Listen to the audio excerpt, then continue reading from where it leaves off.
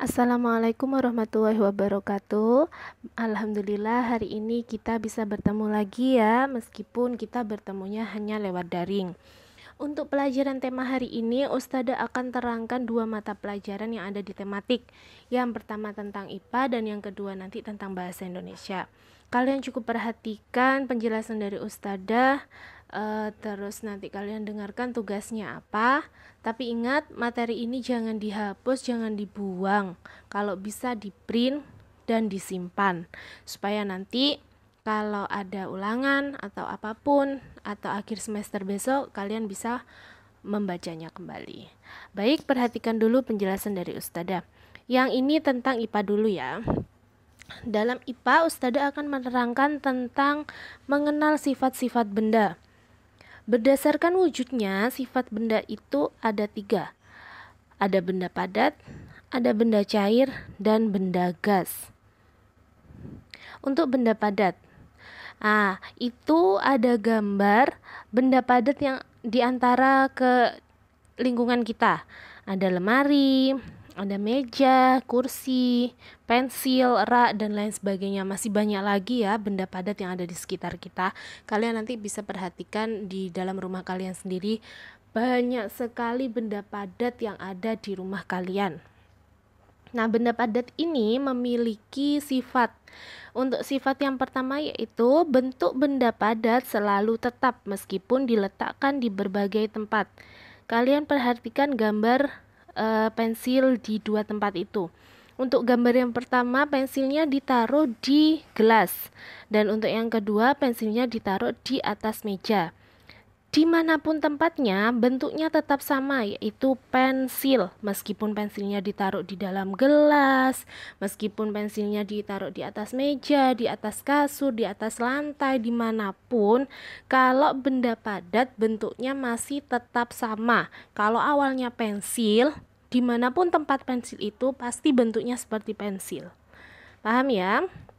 Untuk sifat yang kedua yaitu volumenya selalu tetap meskipun diletakkan di tempat berbeda. Kalian perhatikan, misalkan ada batu yang satu ditaruh di atas kursi, batu yang satunya ditaruh di atas meja. Tapi dia memiliki volume yang sama meskipun ditaruh dimanapun tempatnya, entah di atas lemari, entah di atas lantai atau dimanapun, selama volumenya itu tetap tidak dikurangi, pasti akan selalu tetap meskipun diletakkan di berbeda tempat. Yang kedua, benda cair. Itu contoh-contoh benda cair yang ada di sekitar kita. Ada madu, minyak goreng, terus sirup, kecap, saus, ataupun air. Dan masih banyak lagi benda cair yang ada di sekitar kita. Nanti kalian cari sendiri ya. Untuk benda cair mempunyai sifat yang pertama yaitu bentuk berubah-ubah sesuai bentuk wadahnya. Kalian perhatikan, gambar yang pertama ada air ditaruh di gelas, dan yang kedua ada air ditaruh di dalam botol. Nah, kedua benda ini kan benda cair, tapi kalau benda cair itu ditaruh di gelas, bentuknya akan seperti gelas. Tapi kalau benda cair itu ditaruh di botol, dia akan berbentuk botol. Nanti kalau benda cair itu ditaruh di mangkok, berarti bentuknya seperti mangkok.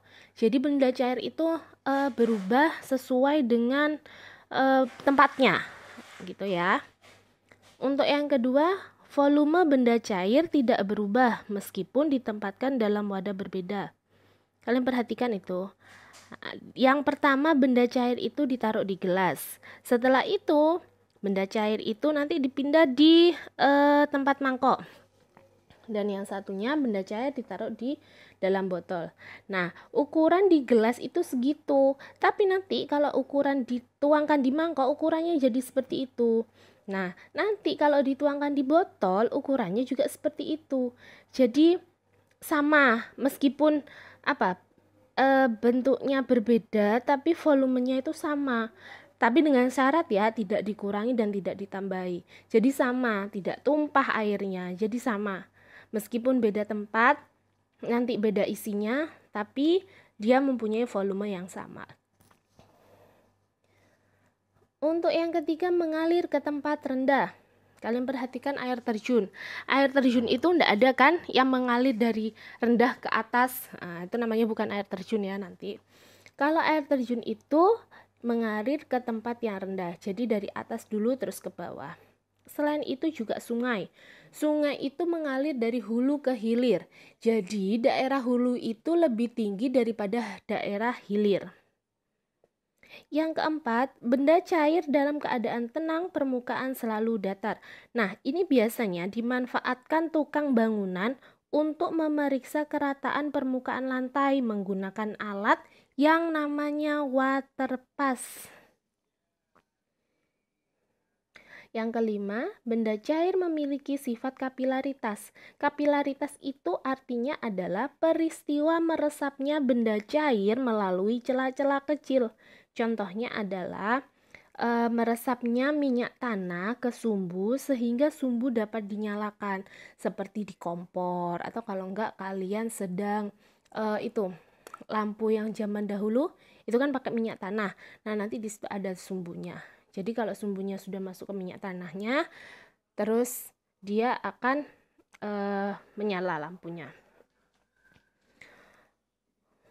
Benda cair itu memiliki perbedaan sifat. Yang pertama dari segi kekentalannya, yang kedua dari warnanya, dan yang ketiga dari baunya. Kalian perhatikan ketiga benda ini. Ada air mineral, teh, sama kecap. Air mineral kekentalannya itu berbeda dengan kecap. Warnanya juga berbeda. Kalau air mineral bening atau putih, kalau kecap warnanya gelap, hitam atau coklat. Dan baunya pun berbeda. Kalau air mineral biasanya tidak ada baunya, tapi kalau yang kecap itu baunya agak manis-manis gimana gitu. Nah, begitu juga dengan kecap dan teh. Dia berbeda kekentalannya, warnanya juga berbeda. Yang satunya merah, satunya gelap. Baunya pun berbeda, baunya aromanya teh sama kecap itu beda. Nah, begitu juga air mineral dengan teh. Nah, ketiga gambar ini memiliki kekentalan warna dan bau yang berbeda meskipun sama-sama benda cair. Untuk selanjutnya adalah benda gas. Benda gas itu ada yang bisa dilihat dan ada yang tidak bisa dilihat. Contohnya benda gas yang bisa dilihat adalah asap. Untuk yang tidak bisa dilihat adalah udara. Nah, sifat benda gas yang pertama yaitu menempati ruangan. Kalian perhatikan kalau kalian membeli balon pertama awalnya itu kan kempes.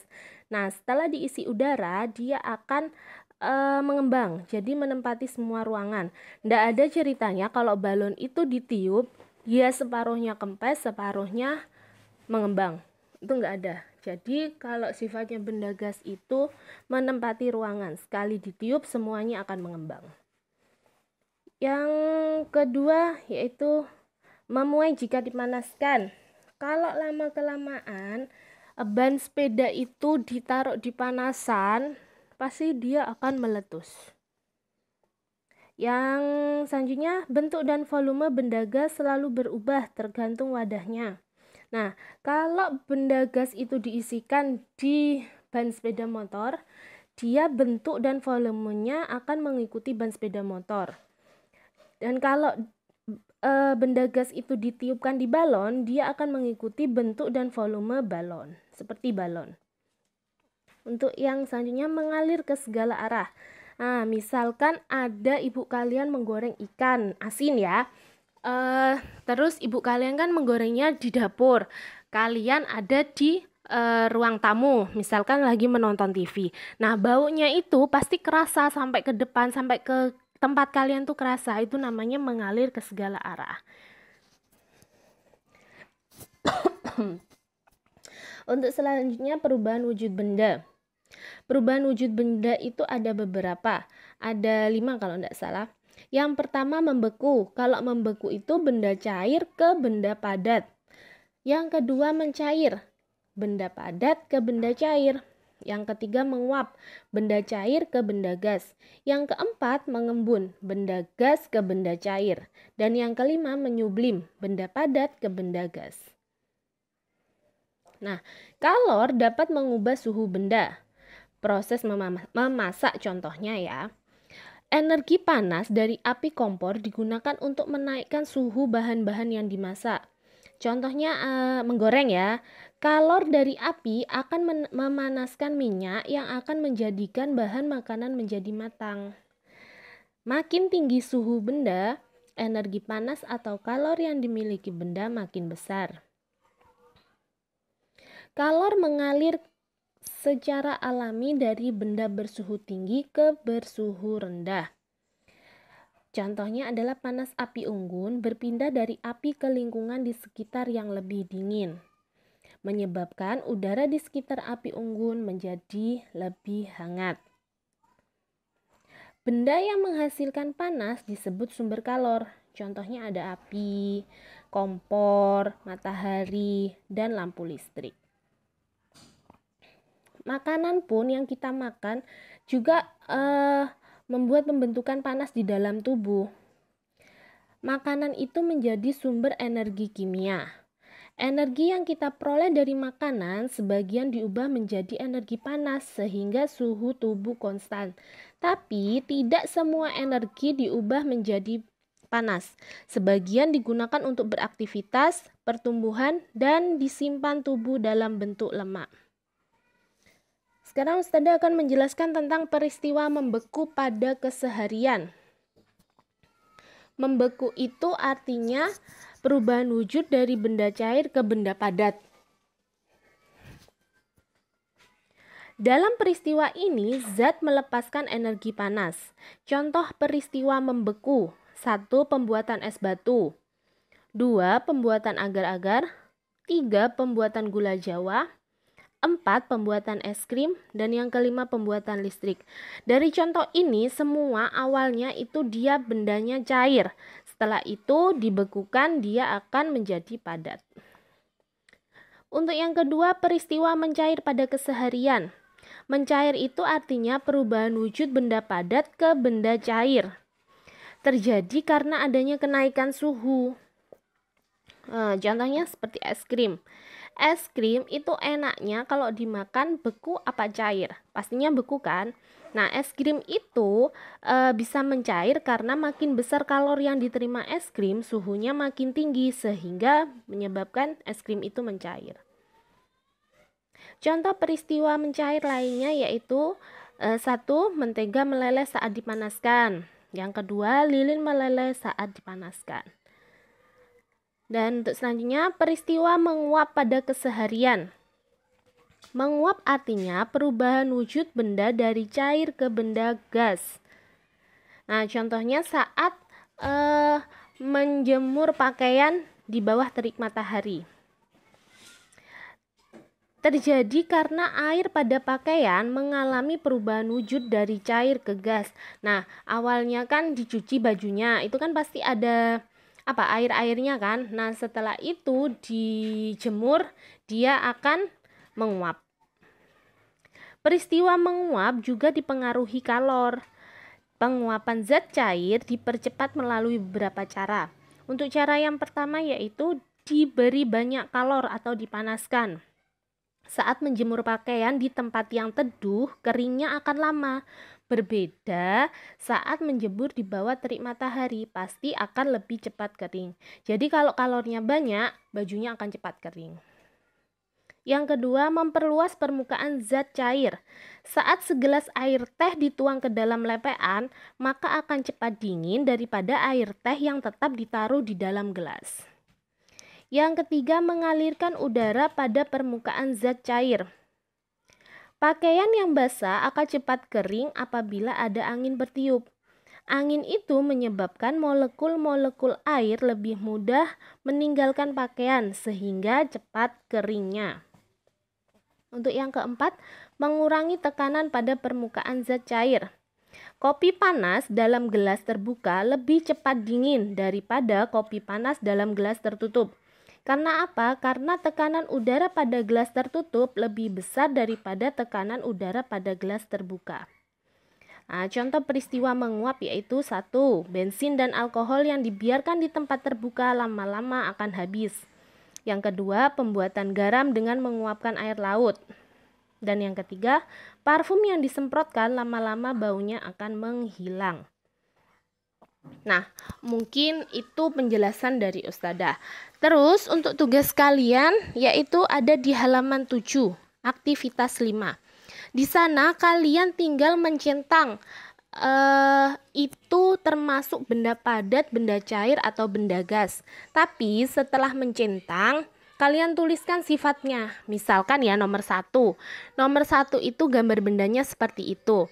Misalkan jawabannya adalah benda padat. Kalian centang di bagian benda padat. Nah, di sampingnya kalian tulis sifatnya benda padat itu apa saja. Gitu seterusnya ya. Nomor 1 sampai 5, aktivitas 5, halaman 7. Ustadzah tunggu sampai jam 9 malam seperti biasanya. Mungkin hanya itu saja yang bisa Ustadzah terangkan. Kurang lebihnya mohon maaf. Wassalamualaikum warahmatullahi wabarakatuh.